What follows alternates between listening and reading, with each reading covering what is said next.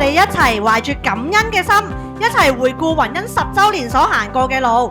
宏恩基督教學院係以耶穌基督嘅愛同埋服務精神咧，去栽培牧人領袖嚟到咧服務呢一個嘅香港社會。讓我心稱頌恩主，他有無限豐富，賜予我美好人生。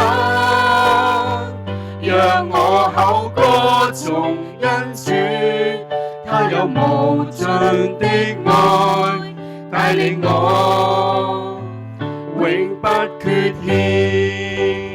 大家都見證到我哋呢10多年經過嘅過程，取得嘅成果。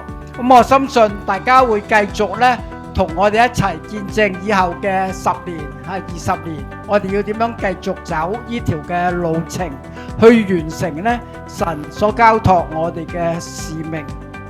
喺過往嗰10年，我哋咧真係好經歷到咧神嘅恩典咧係非常嘅實在嘅。你去到冇錢就有錢，冇人就有人。嗱，而家我哋咧每一個喺度在座咧，其實都係同我哋有份係好深嘅淵源，去幫我哋一齊去侍奉，又一齊見證到呢個神嘅榮耀嘅。所以今天咧，我只能夠覺得，我都希望大家都係學下我哋每一個信徒，神要你做乜，你去信，你肯去行咧，你就見到神嘅榮耀。我盼望咧，每一個在座當中咧，都能夠經歷到神榮耀嘅恩典，有永遠嘅生命，同埋咧係有滿足嘅喜樂。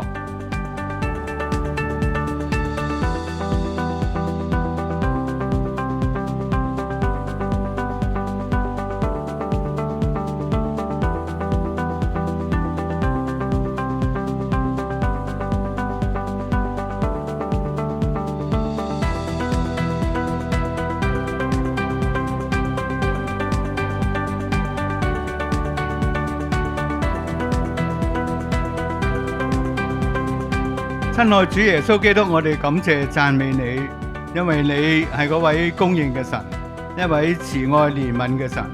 你讓我哋過去10年裏邊冇一日係缺欠嘅，因為你所供應嘅都係充充足足。我哋感謝讚美你。前面嘅路我哋有信心，主耶穌你同我哋一同行。